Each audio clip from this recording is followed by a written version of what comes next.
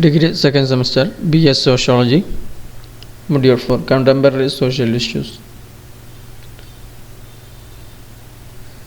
നമുക്കറിയാം ഇന്ന് നമ്മുടെ ഇന്ത്യയിൽ നമ്മൾ ധാരാളം സോഷ്യൽ ഇഷ്യൂസ് സാമൂഹിക പ്രശ്നങ്ങൾ നേരിട്ടുകൊണ്ടിരിക്കുകയാണ്. വിവിധ തരത്തിലുള്ള സാമൂഹിക പ്രശ്നങ്ങൾ സമൂഹത്തെ ദുരിതത്തിലാഴ്ത്തിക്കൊണ്ടിരിക്കുന്ന ഒരു സ്ഥിതിവിശേഷത്തിലൂടെയാണ് ഓരോ ദിവസം കടന്നു പോകുന്നത്. അതിൽ ഏറ്റവും പ്രധാനപ്പെട്ട ഒന്നാണ് ദാരിദ്ര്യം എന്നുള്ളത്. പ്രധാനമായും ഒരു സാമൂഹിക ജീവിതത്തിൽ ഏറ്റവും കൂടുതൽ വെല്ലുവിളി ഉയർത്തുന്നത് ദാരിദ്ര്യമാണ്.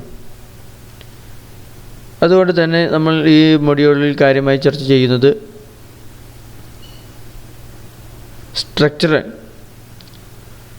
Poverty, unemployment, differential access to resources, അതുപോലെ social marginalisation, exclusion, political regionalism, communism തുടങ്ങിയുള്ള കാര്യങ്ങളാണ് നമ്മൾ ഈ മൊഡ്യൂളിൽ ചർച്ച ചെയ്യുന്നത്.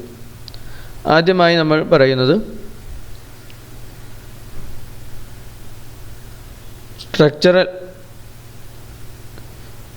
Poverty, unemployment, differential access to resources എന്നിവയെക്കുറിച്ചുള്ള ചെറിയ വിവരണമാണ്. നമ്മൾ പറഞ്ഞു, ഇന്ത്യയിൽ നമ്മൾ നേരിട്ട് കൊണ്ടിരിക്കുന്ന ഏറ്റവും വലിയൊരു പ്രതിസന്ധി എന്നുള്ളത് ക്ഷാമമാണ്, ദാരിദ്ര്യമാണ്, പോവേർട്ടി. ലോകത്തിലെ എല്ലാ സമൂഹങ്ങളിലും ദരിദ്രരെ കണ്ടെത്താൻ സാധിക്കും. വികസിത രാജ്യമായ അമേരിക്കയിലും വികസ്വര രാജ്യമായ ഇന്ത്യയിലും ദാരിദ്ര്യമുണ്ട്. പോവേർട്ടി എന്നത് ആപേക്ഷികമാണ്. ഇന്ന് ദാരിദ്ര്യം ഒരു സാമൂഹിക വിപത്തായി പരക്കെ അംഗീകരിക്കപ്പെട്ടിട്ടുണ്ട്. ലോകത്ത് എവിടെ നോക്കിയാലും നമുക്ക് ദാരിദ്ര്യം കാണാൻ സാധിക്കും. മനുഷ്യജീവിതത്തിൻ്റെ തുടക്കകാലം മുതലേ ദാരിദ്ര്യമുണ്ട് എന്നുള്ളതാണ്. സോഷ്യൽ ഇനീക്വാലിറ്റി, സാമൂഹിക അസമത്വമാണ് ഈ പോവേർട്ടി അല്ലെങ്കിൽ ദാരിദ്ര്യമുണ്ടാകുന്നതിന് ഏറ്റവും പ്രധാനമായ കാരണം. സാമൂഹിക അസമത്വം മനുഷ്യൻ്റെ ജന്മം മുതൽ, മനുഷ്യൻ ഈ ലോകത്ത് ജീവിക്കാൻ തുടങ്ങിയ കാലം മുതൽ തന്നെ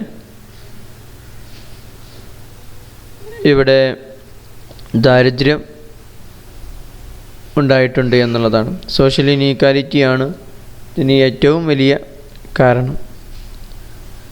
വികസിത രാജ്യമായ അമേരിക്കയിലും വികസ്വര രാജ്യമായ ഇന്ത്യയിലും നമുക്ക് ദാരിദ്ര്യം കാണാൻ സാധിക്കും. ദാരിദ്ര്യം എന്നുള്ളത് ആപേക്ഷികമാണ്. പോവേർട്ടി എന്നുള്ളത് ഒരു ആപേക്ഷികമാണ്. ഓരോ സ്ഥലത്തിനും സാഹചര്യത്തിനും അനുസരിച്ച് പോവേർട്ടിയിലെ ദാരിദ്ര്യ രേഖകൾക്ക് മാറ്റങ്ങൾ സംഭവിക്കാം. അപ്പോൾ എന്താണ് പോവേർട്ടി എന്നുള്ളത് നമുക്ക് പരിശോധിക്കാം. ഡെഫിനിഷൻ: മാനുഷിക ജീവിതത്തിൻ്റെ അടിസ്ഥാന ഘടകങ്ങളായ ഭക്ഷണം, വസ്ത്രം, പാർപ്പിടം എന്നിവ കണ്ടെത്താൻ കഴിയാത്ത അവസ്ഥയെയാണ് ദാരിദ്ര്യം, പോവേർട്ടി എന്ന് വിളിക്കുന്നത്. മനുഷ്യൻ്റെ ജീവിതത്തിന് വളരെ ആവശ്യകരമായ 3 കാര്യങ്ങളാണ് ഭക്ഷണം, വസ്ത്രം, പാർപ്പിടം എന്നുള്ളത്.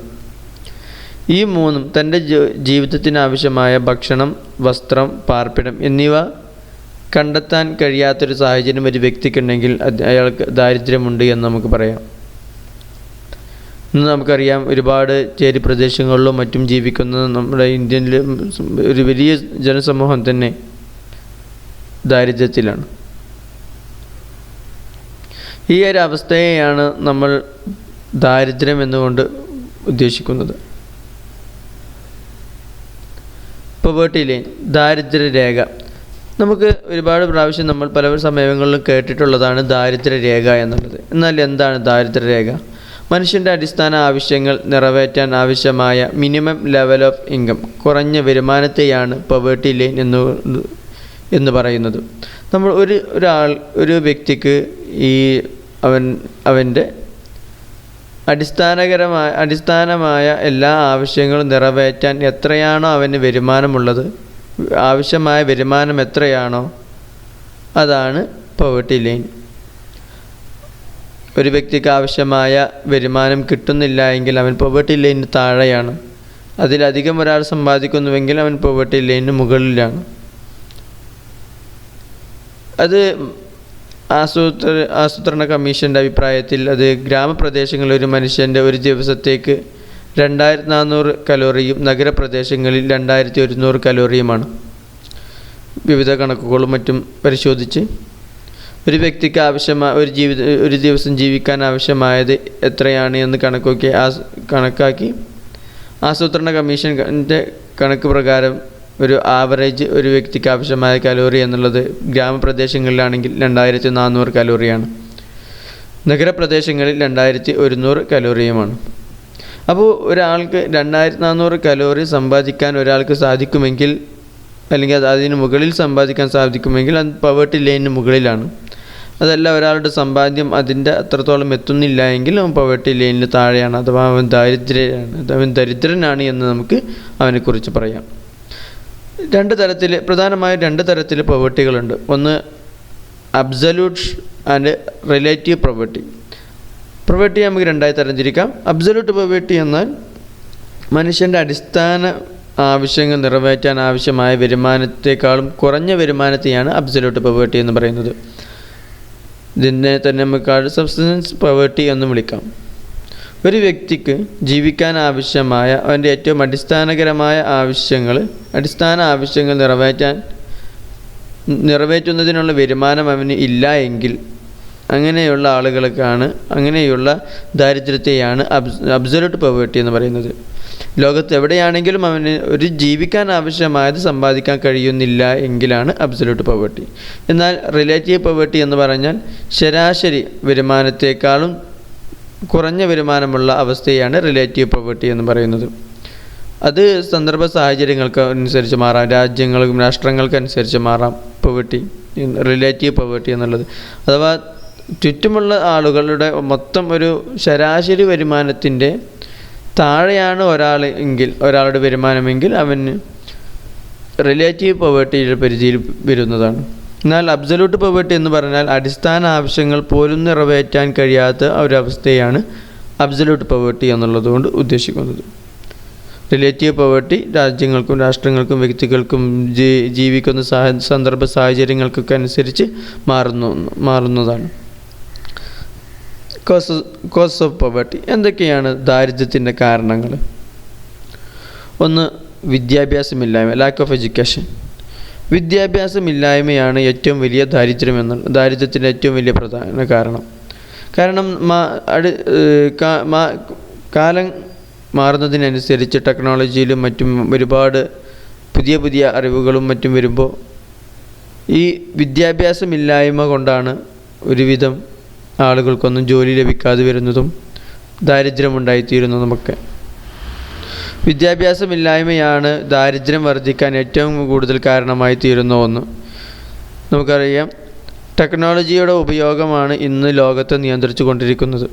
അപ്പോൾ ഈ ഒരു മേഖലയിലൊക്കെ അറിവില്ലായ്മ വളരെയധികം ഒരാളെ പിന്നോട്ട് നയിക്കുന്നതാണ്. അനുദിനം പണ്ട് നമ്മൾ ചെയ്തിരുന്ന ഓരോ കാര്യങ്ങളിലും ഇപ്പോൾ മാറിക്കൊണ്ടേയിരിക്കുകയാണ്. ഇതിനൊക്കെ ടെക്നോളജി വന്നുകൊണ്ടിരുന്നു. പണ്ട് ഒരുപാട് ആളുകൾ ചെയ്യുന്നൊരു വർക്കുകളൊക്കെ ഇപ്പോൾ ഒരു കമ്പ്യൂട്ടറിൻ്റെ സഹായത്തോടെ വളരെ എളുപ്പത്തിൽ ചെയ്യാൻ കഴിയുന്നു. അപ്പോൾ ഒരുപാട് ആളുകൾക്ക് അപ്പോൾ അവിടെ ജോലി നഷ്ടപ്പെടുകയാണ്. അപ്പോൾ ഇങ്ങനെ വരുമ്പോൾ മാറുന്ന കാലത്തിനനുസരിച്ച് പര്യാപ്തമായ നോളജ് ഇല്ലാതെ വരുമ്പോൾ, എഡ്യൂക്കേഷൻ ഇല്ലാതെ വരുമ്പോൾ അവിടെ ദാരിദ്ര്യം വർദ്ധിക്കുന്നു. മറ്റൊന്ന്, ഉയർന്ന ജനന നിരക്ക്. നമ്മൾ എന്നും കൃഷി ചെയ്യുന്നതും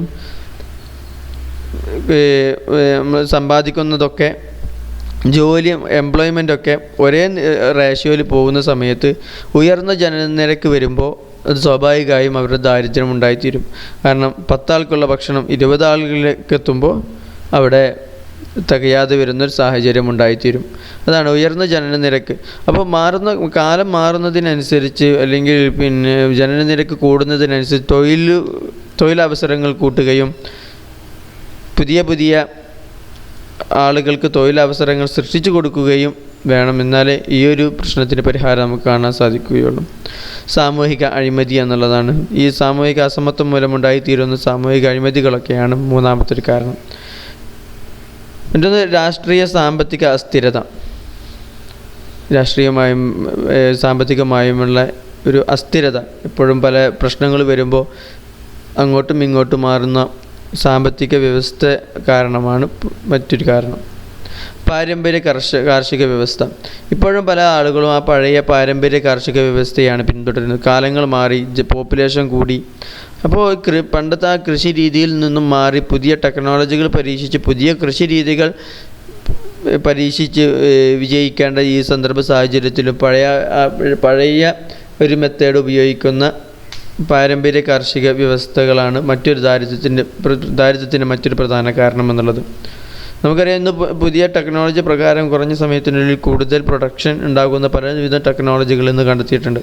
അപ്പോൾ ഇതൊന്നും പരീക്ഷിക്കാതെ പാരമ്പര്യ കാർഷിക വ്യവസ്ഥ മുന്നോട്ട് പോകുമ്പോൾ നമുക്ക് പര്യാപ്തമായ ഫുഡ് മറ്റുള്ള കാര്യങ്ങളൊന്നും നമുക്ക് ഉണ്ടാക്കിയെടുക്കാൻ സാധിക്കാതെ വരുന്നു. Solution to poverty. ഈ ദാരിദ്ര്യ നിർമ്മാർജ്ജനത്തിനുള്ള പരിഹാരങ്ങളൊക്കെ എന്തൊക്കെയാണ്? ഒന്ന്, ജനന നിയന്ത്രണം. നമ്മളറിയും ഉയർന്ന ജനന നിരക്കാണ് ദാരിദ്ര്യത്തിന് കാരണമായിത്തീരുന്നത്. അങ്ങനെയാണെങ്കിൽ ജനന നിയന്ത്രണമാണ് അതിനുള്ളൊരു പരിഹാരം. എല്ലാവർക്കും വിദ്യാഭ്യാസം നൽകുക. ലാക്ക് ഓഫ് എഡ്യൂക്കേഷനാണ് മറ്റൊരു കാരണം നമ്മൾ പറഞ്ഞത് പിന്നെ ദാരിദ്ര്യത്തിന്. അപ്പോൾ എല്ലാവർക്കും വിദ്യാഭ്യാസം നൽകുക. എന്തെങ്കിലും ഒരു ചെറിയ കാര്യങ്ങൾ ഓരോ ആളുകളെയും പഠിപ്പിച്ച് കുടിൽ വ്യവസായങ്ങളും മറ്റും പ്രോത്സാഹിപ്പിച്ച് എല്ലാവർക്കും വിദ്യാഭ്യാസം നൽകണം. അഴിമതി നിർമ്മാർജ്ജനം. മറ്റൊരാളുടെ അവകാശത്തെ അപഹരിച്ചെടുക്കലാണ് അഴിമതി എന്നുള്ളത്. അത് അഴിമതികൾ നിർമ്മാർജ്ജനം ചെയ്യുമ്പോഴേ സാമൂഹിക സമത്വം ഇവിടെ രൂപപ്പെടുകയുള്ളൂ, അല്ലെങ്കിൽ സാമൂഹിക അസമത്വങ്ങൾ ഇവിടെ നടമാടിക്കൊണ്ടിരിക്കും. അപ്പോൾ അഴിമതികൾ നിർമ്മാർജ്ജനം ചെയ്യണം. ഫണ്ട് ചെലവഴിക്കുന്നതിലെ സുതാര്യത ഉറപ്പുവരുത്താൻ. അപ്പോൾ ഇന്ന് ഗവൺമെൻറ് ഒരുപാട് ഫണ്ടുകൾ ഇറക്കുന്നുണ്ട്. ദാരിദ്ര്യം ഒഴിവാക്കുന്നതിനാവശ്യമായ ഒരുപാട് ഫണ്ടുകൾ ഇന്ന് ഒരുപാട് പദ്ധതികൾ ഇന്ന് ഗവൺമെൻറ് നടപ്പിലാക്കുന്നുണ്ട്. പക്ഷേ ഇതൊന്നും വേണ്ടതുപോലെ സമൂഹത്തിലേക്ക് എത്തുന്നില്ല. അതിൻ്റെ ഒരു പ്രധാന കാരണമായിട്ട് നമുക്ക് പലപ്പോഴും പുതിയ പുതിയ പദ്ധതികൾ ആവിഷ്കരിക്കുമ്പോൾ അതൊന്നും ഗവൺമെൻറ്റിലേക്ക് കൃത്യമായി എത്തിക്കാൻ സാധിക്കുന്നില്ല എന്നുള്ളതാണ്. അടുത്തൊരു മെത്തേഡ് എന്നുള്ളത് പാരമ്പര്യ കാർഷിക വ്യവസ്ഥയിൽ മാറ്റങ്ങൾ കൊണ്ടുവരിക എന്നുള്ളതാണ്. ഇതിലൂടെ ദാരിദ്ര്യ നിർമ്മാർജ്ജനം സാധ്യമാകും. Remedial measures four poverty. ദാരിദ്ര്യ നിർമ്മാർജ്ജനത്തിന് ഗവൺമെൻറ് ഒരുപാട് പദ്ധതികൾ നടപ്പിൽ വരുത്തിയിട്ടുണ്ട്. അവ താഴെ പറയുന്നവയാണ്.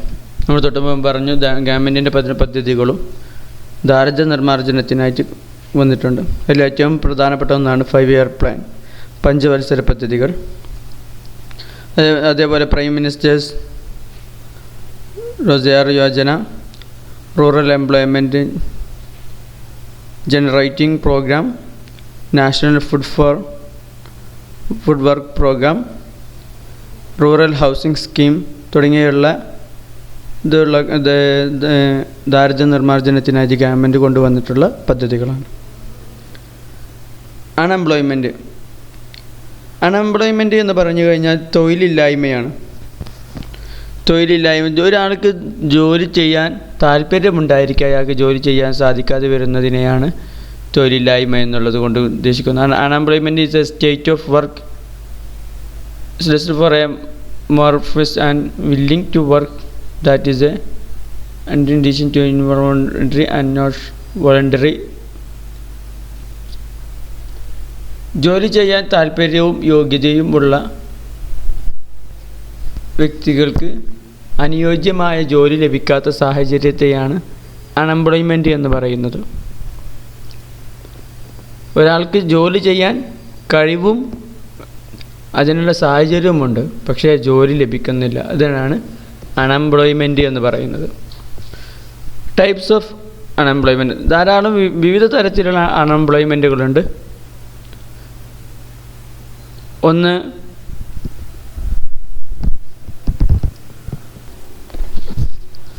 ഒന്ന് structural unemployment. This kind of unemployment occurs when there is any change in consumer demand and technology in the economy. ടെക്നോളജിയിലോ കൺസ്യൂമർ ഡിമാൻഡിലോ മറ്റു മാറ്റങ്ങൾ വരുമ്പോഴുണ്ടാകുന്ന തൊഴിലില്ലായ്മ. കൺസ്യൂമർ ഡിമാൻഡിലും ടെക്നോളജിയിലും മറ്റും വരുമ്പോഴുള്ള തൊഴിലില്ലായ്മയാണ് സ്ട്രക്ചറൽ അൺഎംപ്ലോയ്മെൻറ്റ് എന്ന് പറയുന്നത്. ടെക്നോളജി മാറുന്നതിനനുസരിച്ച് മറ്റും ഉണ്ടായിത്തീരുന്ന തൊഴിലില്ലായ്മയാണിത്. മറ്റൊന്ന് cyclical unemployment. When there is an economy wide decline in aggregate demand for goods and service, employment declines and unemployment correspondingly increase. സാമ്പത്തിക അസ്ഥിരത ഉണ്ടാകുന്ന സമയത്തും മറ്റും ഉണ്ടായിത്തീരുന്നതാണ് സൈക്ലിക്കൽ അൺഎംപ്ലോയ്മെൻറ്റ്. ചരക്കുകളും സേവനങ്ങൾക്കും ഡിമാൻഡിലെ വലിയ തോതിലുള്ള തകർച്ച സംഭവിക്കാം. സ്വാഭാവികമായും ചരക്കുകൾക്കൊക്കെ മറ്റു ഡിമാൻഡിലൊക്കെ ചരക്കുകളോടുള്ള ഡിമാൻഡിലും ഒക്കെ തകർച്ചകൾ സംഭവിക്കുമ്പോൾ സ്വാഭാവികമായും അൺഎംപ്ലോയ്മെൻറ്റുകൾ വർദ്ധിക്കും. കാരണം ഒരുപാട് ആളുകളുടെ ജോലി നഷ്ടപ്പെടും. അപ്പോൾ അൺഎംപ്ലോയ്മെൻറ്റുകൾ വർദ്ധിക്കും എന്നുള്ളതാണ്. ഫ്രിക്ഷണൽ അൺഎംപ്ലോയ്മെൻറ്റ് മൂന്നാമത്തെ ഫ്രിക്ഷണൽ അൺഎംപ്ലോയ്മെൻറ്റ്. പുതിയ ജോലി നോക്കുന്ന സമയത്തുള്ള തൊഴിലില്ലായ്മ. ഒരാൾ ഒരു ജോലിയിൽ നിന്നും ഇറങ്ങി മറ്റൊരു ജോലി തേടിക്കൊണ്ടിരിക്കുന്ന സമയത്തുള്ള ഒരു അൺഎംപ്ലോയ്മെൻറ്റ്, ഒന്നിന്നിറങ്ങി മറ്റൊന്നിലേക്ക് കയറുന്നതിനിടയ്ക്കുള്ള വരുന്ന തൊഴിലില്ലാത്ത അവസ്ഥയാണ് ഫ്രിക്ഷണൽ അൺഎംപ്ലോയ്മെൻറ്റ് എന്ന് പറയുന്നത്. അടുത്തത് സീസണൽ അൺഎംപ്ലോയ്മെൻറ്റ്. സീസണൽ അൺഎംപ്ലോയ്മെൻറ്റ് എന്ന് പറഞ്ഞാൽ കാലാവസ്ഥയുമായി ബന്ധപ്പെട്ട് കാർഷിക വ്യവസ്ഥയിൽ ഏർപ്പെട്ടവർ. ഒരു ഉദാഹരണത്തിന് ഒരു കാലത്ത്, ഒരു പ്രത്യേക കാലത്ത് മാത്രമേ അവർക്ക് ജോലി ഉണ്ടാവുള്ളൂ. ഇപ്പോൾ വർഷക്കാലത്ത് നമ്മൾ കൃഷി ഇറക്കുന്നത് പോലെ. അപ്പോൾ മറ്റുള്ള കൃഷി ഇറക്കുന്ന സമയത്ത് അല്ലെങ്കിൽ കൃഷിയുമായി ബന്ധപ്പെടുന്ന സമയത്ത് അല്ലാത്ത മറ്റു സമയങ്ങളിലൊന്നും അവർക്ക് ജോലി ഉണ്ടാവില്ല. അപ്പോൾ സീസണൽ അൺഎംപ്ലോയ്മെൻറ്റ്, ചില സമയത്ത് മാത്രമേ ജോലി ഉണ്ടാവുള്ളൂ, മറ്റു സമയങ്ങളിൽ അവർക്ക് ജോലി ഉണ്ടാവുകയില്ല. പിന്നെ natural rate of unemployment. Seasonal unemployment നമ്മൾ പറഞ്ഞു വെച്ചു. ഇനി ഇതിൻ്റെ പ്രധാനപ്പെട്ട കാരണങ്ങളാണ്. ഈ അൺഎംപ്ലോയ്മെൻറ്റിൻ്റെ പ്രധാനപ്പെട്ട കാരണങ്ങൾ: ഒന്ന് പേഴ്സണൽ ഫാക്ടേഴ്സ്, ഓരോ വ്യക്തിക്കും ഉണ്ടായിത്തീരുന്ന ചെറിയ ചെറിയ ഘടകങ്ങളാണ്. ഒന്ന് പേഴ്സണൽ ഫാക്ടേഴ്സ്, ഉദാഹരണത്തിന് ഏജ്. ഒരാൾക്ക് നല്ല വയസ്സ് അല്ലെങ്കിൽ ചെറിയ വയസ്സ്, തീരെ വയസ്സായില്ല, അങ്ങനെയൊക്കെ ഉണ്ടാകുമ്പോൾ പ്രശ്നം. പിന്നെ രോഗങ്ങൾ, അങ്ങനെയൊക്കെ രോഗങ്ങളും മറ്റും കാരണം കൃത്യമായ ജോലി ചെയ്യാൻ സാധിക്കാതെ വരുമ്പോൾ ഉള്ള അൺഎംപ്ലോയ്മെൻറ്റ്. മാനസിക വിഭവങ്ങളുടെ അശാസ്ത്രീയമായ ഉപയോഗം. വിദ്യാഭ്യാസ സിസ്റ്റത്തിലെ പിഴവുകൾ. പല ആളുകളും പഠിച്ചു കഴിഞ്ഞ് വരുന്ന സമയത്ത് പഠിച്ചതിനനുസരിച്ച് ജോലി ലഭിക്കില്ല, അല്ലെങ്കിൽ പുതിയ കാലത്ത് അഭിസംബോധന ചെയ്യുന്ന രൂപത്തിലേക്കുള്ള വിദ്യാഭ്യാസം ലഭിക്കാതെ വരിക. ഒരു കാര്യത്തെക്കുറിച്ച് പഠിച്ചിട്ടുണ്ടാകും, പക്ഷേ ജോലിയിലേക്ക് എത്തുമ്പോൾ പഠിച്ച കാര്യങ്ങളൊന്നും ആവില്ല, ചിലപ്പം ജോലിക്ക് ആവശ്യമായി വരിക. അങ്ങനെ വിദ്യാഭ്യാസ സിസ്റ്റത്തിലെ പിഴവുകൾ. പിന്നെ മറ്റൊരു കാരണം പ്രോത്സാഹനമില്ലായ്മ. കൂടെയുള്ള ആളുകളിൽ നിന്നും മതിയായ പ്രോത്സാഹനം കിട്ടാതെ വരുമ്പോൾ ആളുകൾ ഡിപ്രഷൻ വരുന്നു. ഇതെല്ലാമാണ് അൺഎംപ്ലോയ്മെൻറ്റിൻ്റെ പ്രധാന കാരണങ്ങൾ. ഓക്കെ, ഇത്രയും കാര്യങ്ങളാണ് ഇതിലൂടെ പറയാൻ ഉദ്ദേശിക്കുന്നത്. ഇനി നമുക്ക് പറയാനുള്ളത് അൺഎംപ്ലോയ്മെൻറ്റിൻ്റെ മറ്റുള്ള കാര്യങ്ങളെക്കുറിച്ചാണ്. Thank you very much.